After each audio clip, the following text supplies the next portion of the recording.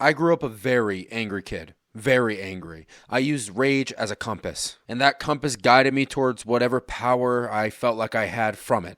I felt like anger could be a tool to gain control over people in my life, or things in my life. I felt like anger was a tool for some sort of power that made life seem a little bit more manageable. Now, I grew up in a very angry household because there was a lot of fighting between my mother and father. There was a lot of just issues with emotions and a lot of boundaries being broken, a lot of miscommunication, a lot of drinking, a lot of stuff. And it was all very stressful because I was very young when the apex had started. I started developing more maladaptive ways of going about life. I started picking up on those tendencies, and I relied more and more on anger as a means to ground myself in a world that felt chaotic. And as you can predict, this didn't work. It made it worse. I started feeling like I was some sort of threat to people, and a lot of times I was, because I was also very violent. I would lash out like a lion held in a cage, or some dog, back into a corner having to pounce so that he can get away and escape from the threat ahead of him. And this built up this self-image as well as this image with people that I was a danger to myself and others. And I was treated that way. In school, I was put into disciplinary action. I was put into these different 504 and IEP plans that made it so I had to be supervised and watched and basically tracked. I had this way of being taught and managed in school that felt very degrading. It felt like I was a person who was nothing more than a burden, and unconsciously, I picked up on that. There were teachers who treated me really kindly and understood me, but those were a rarity. Those weren't the norm. And when you pick up on that burden, it feels like you don't have a safe place in the world and that you're also a danger to everyone else so that no one else has a safe place. It builds this lack of trust with the world around you that is extremely hard to break free of. These problems only got worse when I got to high school. I started becoming more and more violent, but also more and more rage and hate filled. I developed a hatred because I felt like everyone treated me like dirt.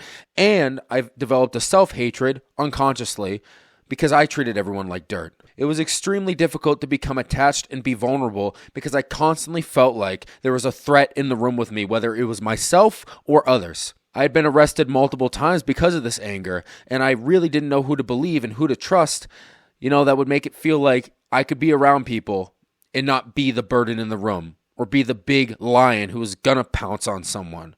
And it was really, really tough.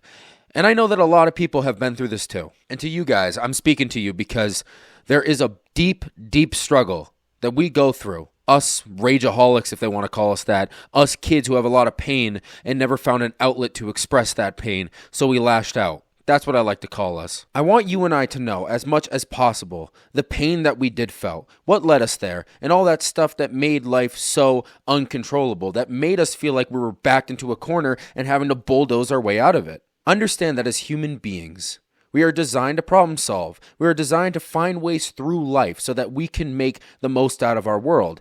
And when there are a bunch of threats, especially threats that are angry themselves, we start to find ways to fit into the mold, but also break through the mold. And if those circumstances line up in such a way that requires us in our head, of course, not objectively, in our head to lash out, then we're going to lash out. We're trying to survive. We're trying to fit in. We're trying to be the right thing.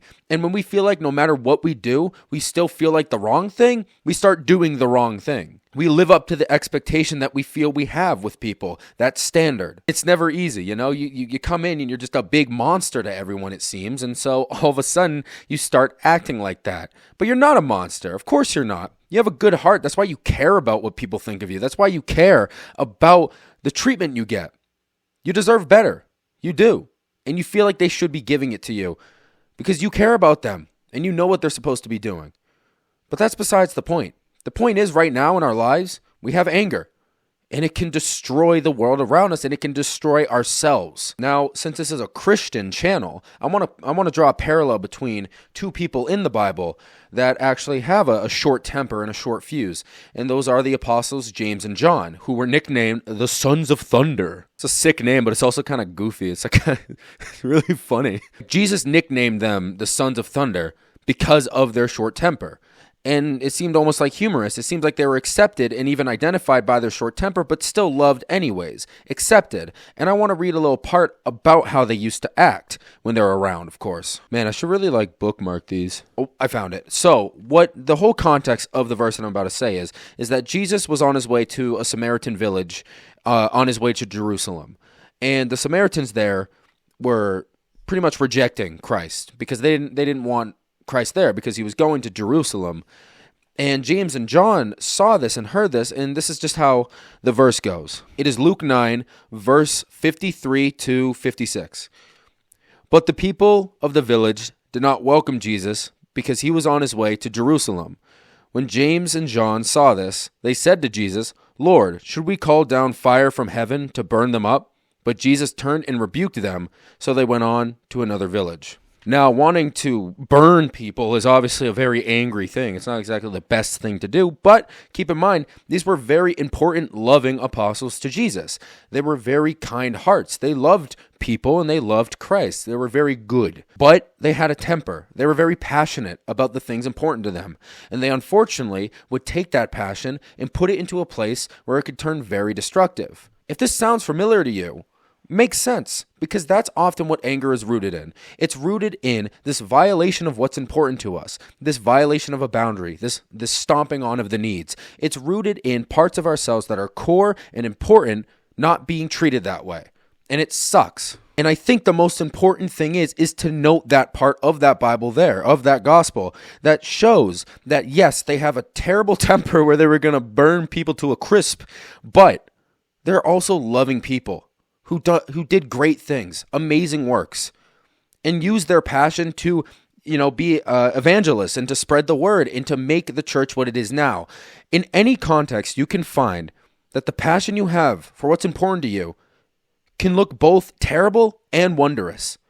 The pain that is inside can turn any person into that destructive person. But the fire that is there from a passion, sometimes it goes the other way. Sometimes what was anger, when, finding the right outlet and finding the right people to hear you out, can turn into a loving, fiery passion that can turn into something wondrous. That's what I do here right now. That's what this podcast is. Anger and rage was the main thing of my life. I did such horrible things because of it. Hatred and rage dominated me, and it hurt others and myself. But now I take that and flip it on its head. I use the fire and passion I have to help people who've been through this, through Christ, through all things good. I flipped it on its head. And you can too. Because with anger comes passion, and with passion comes a fire, and with fire comes a drive, initiative. Take that and do something wonderful with it. Just like James and John did. Such important apostles, such good people, kind hearts, affectionate. Take that. There's something in there. But we have to find a way to let ourselves, our core selves, be accepted by ourselves and others. We can't let the important things that we have be stomped on, or else we get backed into the corner again. We can't escape this pain if it's still being enabled. And that's not to shame ourselves. That's just to show ourselves that there's something really hurting us. We got to push through it, not by just ignoring it, not by nerfing our brains and hearts by saying, oh, whatever, it's fine. I don't actually care. It's fine. No, it's about finding ways to make yourself heard, communicating through a healthy means before the spark or the fuse is blown. That's just one of many examples. Finding ways to communicate how you feel before you're backed into that corner, and showing people who you are, showing that true self who has so much to offer, especially because of that fire, because of that importance of what's important. Take that. It's so important. That's all for today. See ya!